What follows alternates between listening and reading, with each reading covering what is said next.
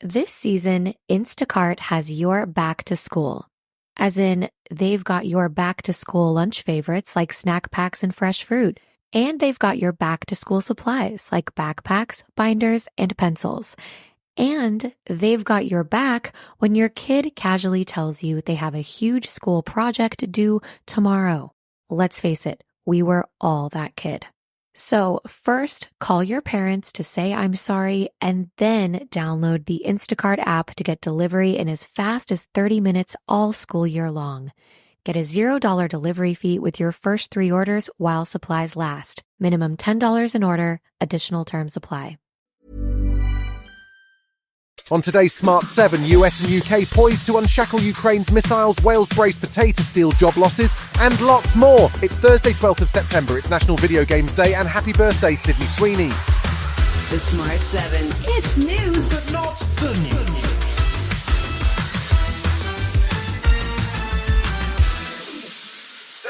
The UK economy didn't really grow at all in July, as the early signs of a recovery seem to have faded, which will put increased pressure on Chancellor Rachel Reeves as she faces into October's budget planning. She was challenged again on Wednesday about the winter fuel allowance cut, which will go ahead after Tuesday's vote. These decisions were not decisions that I expected to make. They weren't decisions that I wanted to make, but they were the right decisions in the circumstances that we faced. At Prime Minister's Question Time, leader of the opposition Rishi Sunak was busy digging through old Labour statements on the potential impact on pensioners of the cut to the winter fuel allowance. He challenged the PM to update the numbers and accused him of hiding the data, something that Starmer pushed back strongly on. The Labour Party's own previous analysis claimed that this policy could cause 3,850 deaths. We're taking this decision to stabilise the economy. That means we can commit to the triple lock. It hasn't been a great week for the new Labour government as they continue to try and tidy up the outstanding issue left behind by the Tories. The latest announcement on Wednesday is that the Tata Steel plant in Port Talbot will close its last blast furnace at the end of September with the loss of 2,500 jobs. That's despite an intervention by Business Secretary Jonathan Reynolds that will see a better redundancy package for workers and a new investment of £500 million to start work on a new, more modern electric arc furnace. He was still apologetic that he couldn't get a better deal. I would like to start with an apology to the people of Port Talbot because they were let down by the previous government. And whilst this deal is much improved, it falls short of what would be my ideal. The new investment does at least mean some construction jobs between now and 2027, and National Officer from the Community Union Alan Davies says the deal is at least better than the original Tory plan. It's not a day to celebrate. We're still losing a lot of jobs down here, but it's a significant improvement from where we were with the Tory government back in September. We've got a training package in place that we managed to secure with the Labour government, and we're going to work through the details of that now and see how many people want to take that up.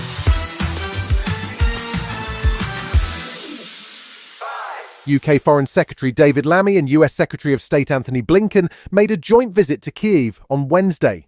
The intention was to reaffirm the US and UK's support for Ukraine as concern grows over whether other European allies are starting to have doubts about Ukraine's capacity to continue battling Russia through another winter. Ukraine's focus has been on getting permission to use long-range weapons like the UK's Storm Shadow cruise missiles to hit targets deep inside Russia. No announcement came on Wednesday, but with Keir Starmer and Joe Biden due to meet in Washington on Friday, former director of the CIA General David Petraeus says there could a change of policy on the cards. Well, I hope that it is because there's a recognition that the restrictions on the use of long-range munitions are ill-advised. And enabling the Ukrainians to use the full range and capabilities of munitions that we are providing to them just seems to me to make so much sense. The only person who thinks that Donald Trump won the presidential debate on Tuesday evening is Donald Trump. Post-debate snap polls all showed Kamala Harris as a clear winner, with even Fox News conceding that she outperformed their favourite candidate. Buoyed up by a good performance, Democrats are keen to schedule another debate, with more than 50 days still to go until Election Day. The debate performance wasn't the only bad news either, as the world's most famous childless cat lady, Taylor Swift, finally weighed in with an endorsement for Kamala. Her vice presidential candidate, Tim Walz, heard the news about the endorsement live on MSNBC. I am incredibly grateful, first of all, to Taylor Swift. I say that also as a cat owner, a fellow cat owner. Look, Swifties, you heard it. We know that it's there. That was eloquent. And it was clear. And that's the type of courage we need in America to stand up. Still to come on the Smart 7, Gareth Southgate is in no rush to find a new job, and Snow Patrol are back, right after this. This season, Instacart has your back to school. As in, they've got your back to school lunch favorites like snack packs and fresh fruit. And they've got your back to school supplies like backpacks, binders, and pencils. And they've got your back when your kid casually tells you they have a huge school project due tomorrow. Let's face it, we were all that kid. So first, call your parents to say I'm sorry, and then download the Instacart app to get delivery in as fast as 30 minutes all school year long.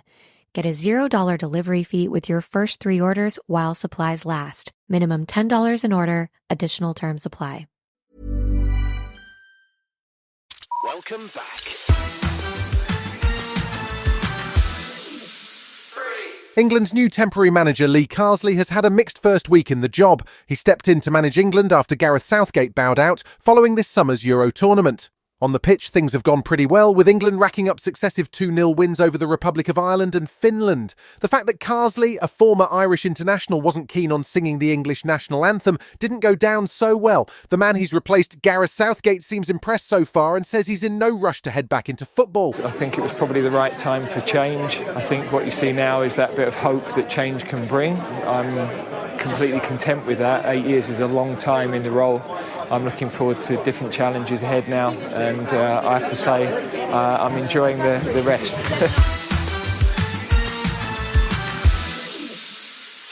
It's been a while since we've heard from Snow Patrol. Well, I say that, but they're still all over FM radio all the time. We just haven't had any new music from them. The good news is they're back with a brand new album called The Forest is the Path, which is due to drop on Friday. Singer Gary Lightbody has been through a lot while he was away from music, including getting sober and re-evaluating his life. He popped in to see Chris Evans on Virgin and just casually blew everyone's mind when he was asked about the first live gigs he went to. The first 2 gigs I ever saw, the first one was Red Hot Chili Peppers at the Ulster Hall. Second gig I went to was Nirvana. That Nirvana gig changed my life. It made me want to. It's probably the reason why I'm sitting here today.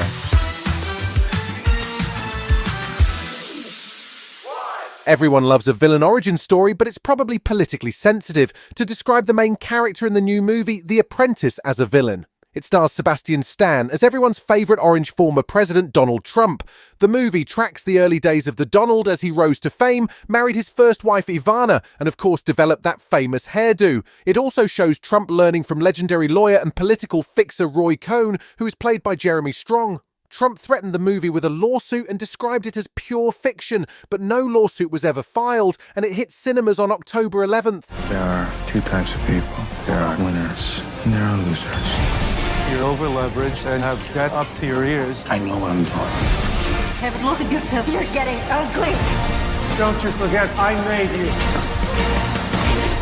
We have a brand new campaign slogan. Let's make America great again. Well, I like the again part. You've been listening to The Smart 7. We'll be back tomorrow at 7 a.m. Hit that follow button and have a great day. Give us 7 minutes and we'll give you the world. 1-800-Flowers.com is more than your birthday, anniversary, or just because gift-giving destination. We put our hearts into everything we do to help you celebrate all life's special occasions with friends and family. From our farmers and bakers, florists and makers, everything from 1-800-Flowers is made with love every step of the way, because we know that nothing is more important than delivering a smile. To learn more, visit 1-800-Flowers.com/ACAST. That's 1-800-Flowers.com/ACAST.